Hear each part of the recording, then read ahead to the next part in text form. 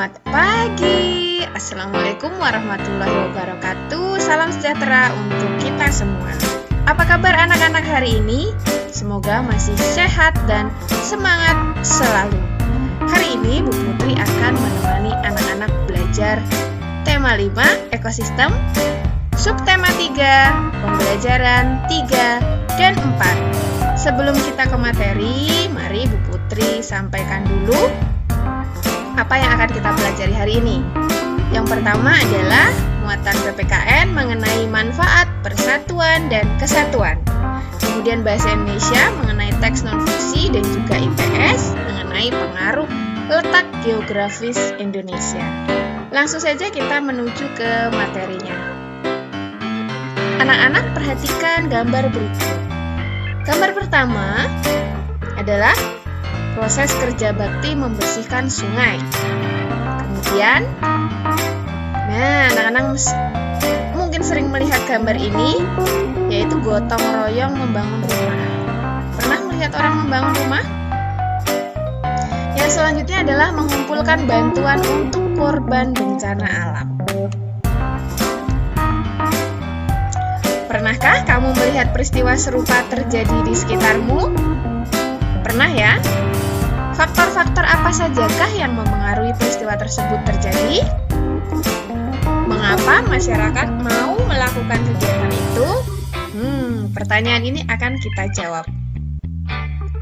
Anak-anak perhatikan ilustrasi gambar ini ya. Ada kegiatan membangun rumah, bapak-bapak, kemudian ibu-ibu memasak. Memasak untuk siapa? Untuk bapak-bapak yang sedang bergotong royong membangun rumah. Anak-anak, masyarakat Indonesia terkenal dengan budaya gotong royong dan tepo seliro yang merupakan penerapan nilai-nilai saling membantu, peduli, dan saling menghormati sesama anggota masyarakat. Penerapan nilai tersebut tampak nyata dalam kegiatan kehidupan masyarakat sehari-hari. Nilai ini telah lama diturunkan oleh nenek moyang bangsa Indonesia dan mendarah daging dalam kehidupan masyarakat. Mengapa pewarisan nilai-nilai tersebut bisa terjadi? Nah, kita akan baca dulu artikel yang berjudul Pengaruh Letak Geografis Indonesia Terhadap Kehidupan Sosial Budaya Masyarakat. Simak baik-baik ya anak-anak. Ini adalah peta yang menunjukkan wilayah Indonesia. Secara geografis, Indonesia diapit 2 samudra dan juga 2 benua. Di sebelah barat laut, Indonesia berbatasan dengan benua Asia. Di sebelah tenggara, Indonesia berbatasan dengan benua Australia. Di sebelah barat daya, wilayah Indonesia berbatasan dengan Samudra Hindia. Dan di sebelah timur laut berbatasan dengan Samudra Pasifik. Batas-batas geografis ini memberi sejumlah pengaruh bagi Indonesia sebagai sebuah negara dengan kebudayaan yang beragam. Perhatikan gambar yang ini ya. Letak yang sangat strategis ini memberikan pengaruh sosial budaya yang besar terhadap kehidupan masyarakat Indonesia. Bangsa Indonesia menjadi bangsa yang terbuka untuk berinteraksi dan bekerja sama dengan bangsa lain yang ada di sekitarnya. Bangsa Indonesia menyadari pentingnya bekerja sama, saling membantu dan peduli terhadap kehidupan masyarakat negara sekitarnya. Bangsa Indonesia juga menyadari bahwa negara-negara yang berada di sekitarnya akan menjadi kekuatan tersendiri yang dapat mendukung perkembangan dan pertumbuhan bangsa Indonesia sebagai sebuah negara. Wilayah Indonesia terdiri atas ribuan pulau yang dipisahkan oleh selat dan laut, merupakan satu kesatuan yang tidak dapat dipisahkan. Kondisi tersebut melahirkan keanekaragaman bahasa, suku, agama, dan kebudayaan daerah. Kebudayaan daerah merupakan kebudayaan yang tumbuh dan berkembang di daerah-daerah di seluruh wilayah Indonesia dan mempunyai ciri khas daerah tersebut. Kebudayaan daerah merupakan akar dari kebudayaan nasional. Keragaman tersebut menjadi kekhasan dan daya tarik tersendiri bagi pihak-pihak luar serta memperkaya kebudayaan nasional. Berbagai bentuk budaya seperti kesenian daerah, pakaian tradisional, rumah adat, dan makanan khas menjadi bukti adanya keragaman budaya Indonesia.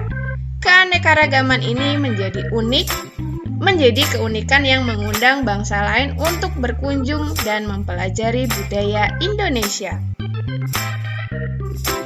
Anak-anak, perhatikan ilustrasi gambar berikut. Ini adalah Dayu yang sedang melakukan doa. Siti dan Lani datang berkunjung ke rumah Dayu. Ketika itu, Dayu sedang membantu ibunya membuat sesaji.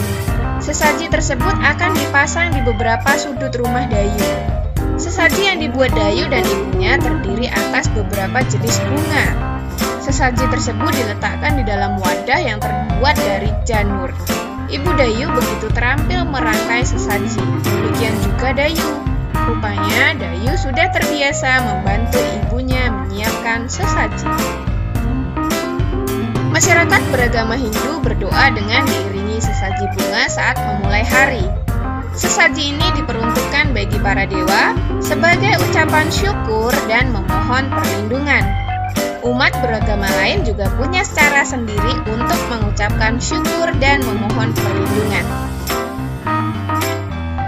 Berhubungan dengan masyarakat Hindu, kita akan membaca masyarakat Bali yang bersatu. Ini adalah sebuah artikel.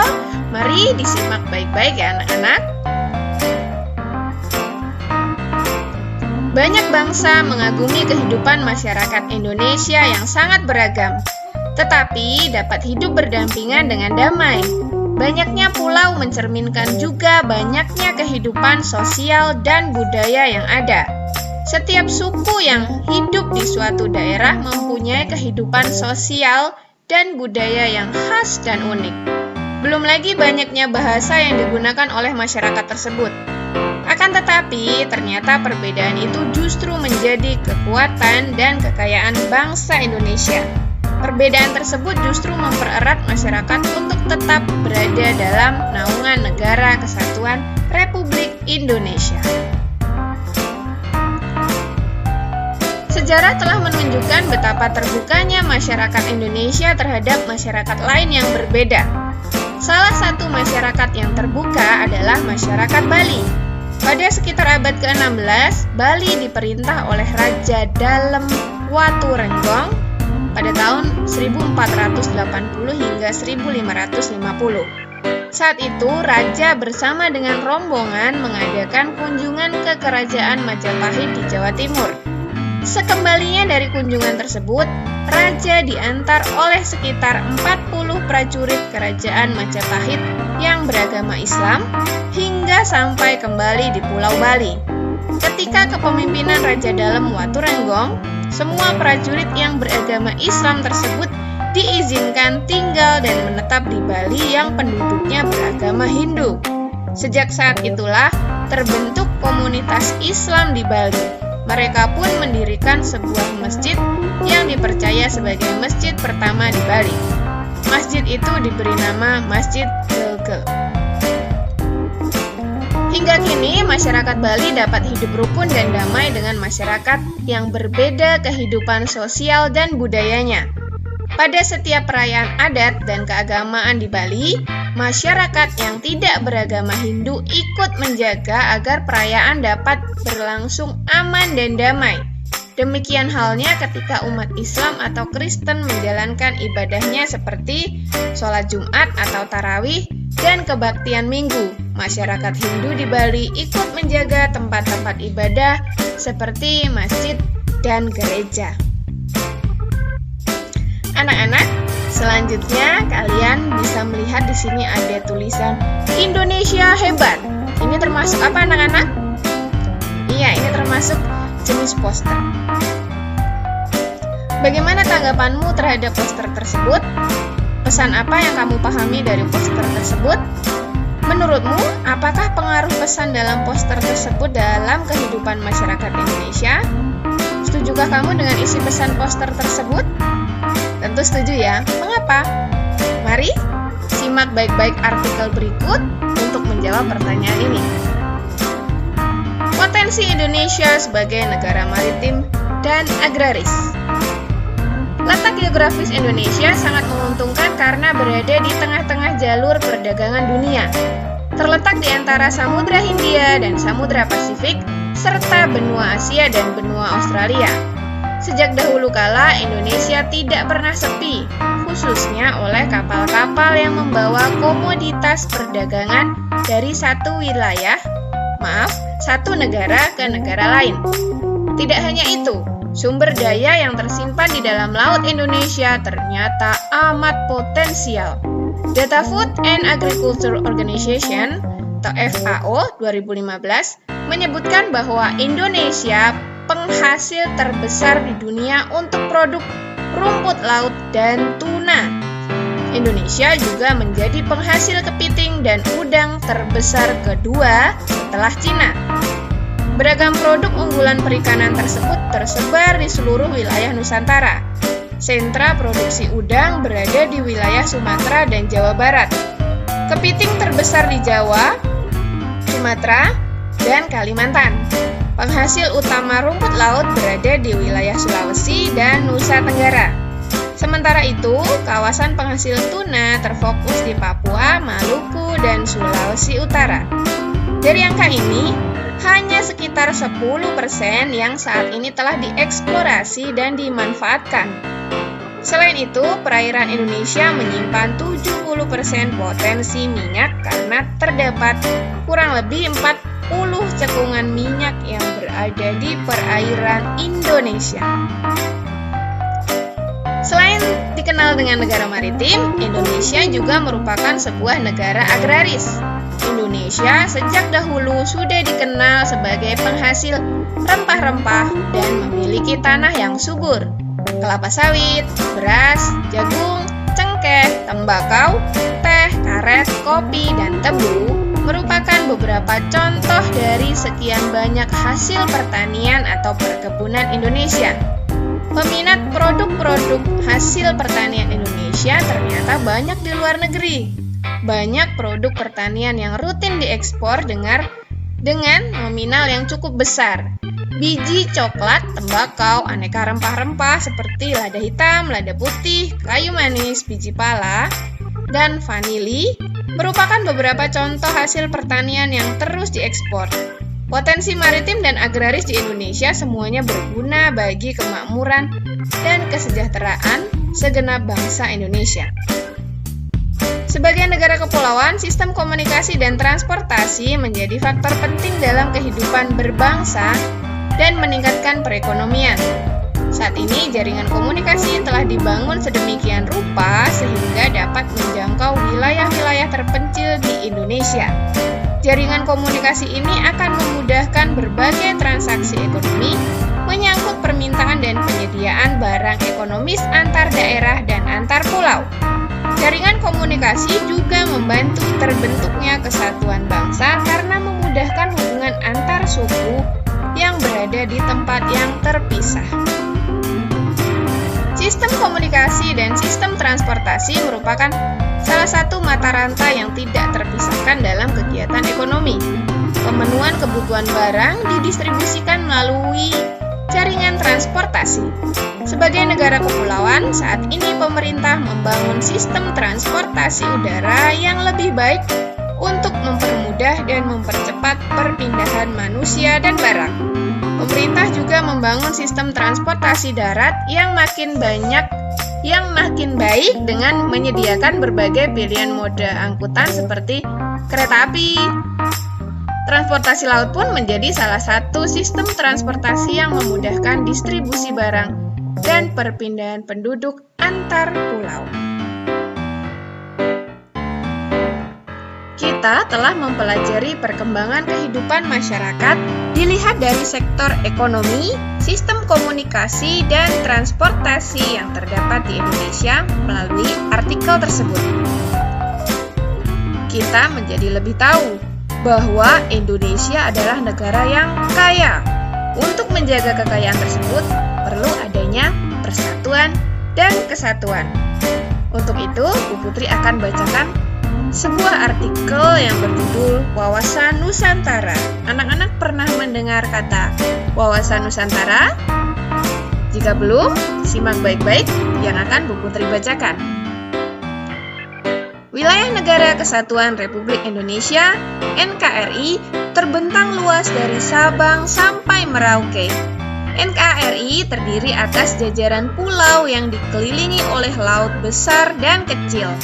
Wilayah Indonesia merupakan paduan tunggal antara darat, laut, dan udara beserta seluruh kekayaan alamnya. Keadaan ini disampaikan oleh bangsa Indonesia kepada forum internasional dalam bentuk Deklarasi Juanda pada tanggal 13 Desember 1957. Deklarasi tersebut berisi penegasan bahwa seluruh kepulauan, perairan, dan udara di atasnya yang mengelilingi dan berada di antara pulau-pulau Indonesia merupakan satu kesatuan wilayah yang tidak dapat dipisahkan dan merupakan negara Nusantara. Pemahaman tentang keberadaan Nusantara beserta dengan segala isinya dianggap penting oleh negara untuk menjaga kesatuan bangsa. Oleh karenanya, ketetapan MPR tahun 1993 dan 1998 tentang Garis-Garis Besar Haluan Negara atau GBHN mengenalkan konsep cara pandang nasional yang dikenal dengan Wawasan Nusantara. Wawasan Nusantara atau Wasantara merupakan wawasan nasional yang bersumber pada Pancasila dan berdasarkan Undang-Undang Dasar 1945. Wawasan Nusantara adalah cara pandang dan sikap bangsa Indonesia mengenai diri dan lingkungannya dengan mengutamakan persatuan dan kesatuan bangsa serta kesatuan wilayah dalam menyelenggarakan kehidupan bermasyarakat, berbangsa, dan bernegara untuk mencapai tujuan nasional. Wawasan Nusantara ini dapat menumbuhkan dan mempererat rasa kesatuan, persatuan, dan senasib sepenanggungan kepada seluruh rakyat Indonesia. Dalam pelaksanaannya, wawasan Nusantara ini mengutamakan kesatuan wilayah dan menghargai kebinekaan atau keragaman untuk mencapai tujuan nasional. Dalam pembangunan nasional, wawasan Nusantara mencakup perwujudan Kepulauan Nusantara sebagai satu kesatuan politik, sosial, dan budaya, ekonomi, serta pertahanan dan keamanan. Dalam kesatuan ekonomi, wawasan Nusantara mencakup hal-hal berikut. Yang pertama, semua kekayaan yang terdapat di wilayah Nusantara merupakan modal dan milik bersama bangsa. Kebutuhan untuk keperluan hidup sehari-hari harus tersedia merata di seluruh wilayah tanah air. 2. Tingkat perkembangan ekonomi haruslah seimbang untuk seluruh wilayah di Indonesia, tanpa meninggalkan ciri khas yang dimiliki oleh setiap daerah dalam upaya pengembangan kehidupan ekonominya. 3. Kehidupan perekonomian di seluruh wilayah Nusantara merupakan satu kesatuan ekonomi yang diselenggarakan sebagai usaha bersama atas asas kekeluargaan dan ditujukan bagi sebesar-besarnya kemakmuran rakyat. Anak-anak, itu tadi pembelajaran hari ini. Kita sudah sampai di ujung pembelajaran. Waktunya tugas. Tadi sudah banyak hal yang kita pelajari ya. Tugas hari ini adalah sebagai berikut. Ada 3 pertanyaan yang harus kamu jawab. Yang pertama, kalian tentu memiliki banyak teman. Dari teman-teman tersebut ada yang berbeda latar belakang agama, budaya, ekonomi, dan lain sebagainya. Bagaimana cara meningkatkan persatuan dan kesatuan dengan teman-teman tersebut? Jelaskan ya. Yang kedua, jelaskan pengaruh letak geografis Indonesia terhadap kehidupan sosial budaya dan ekonomi masyarakat. Yang terakhir, tulislah sebuah paragraf yang berisi kesimpulan bacaan wawasan Nusantara yang telah kita pelajari tadi. Nah, itu saja tugas hari ini. Kerjakan dengan baik ya anak-anak. Jangan lupa kumpulkan tugas kalian pada guru kelas kalian masing-masing. Sekian dulu pembelajaran kita hari ini. Semoga bermanfaat. Mohon maaf apabila banyak kesalahan dari Bu Putri. Sampai jumpa di lain kesempatan. Tetap jaga kesehatan. Dadah!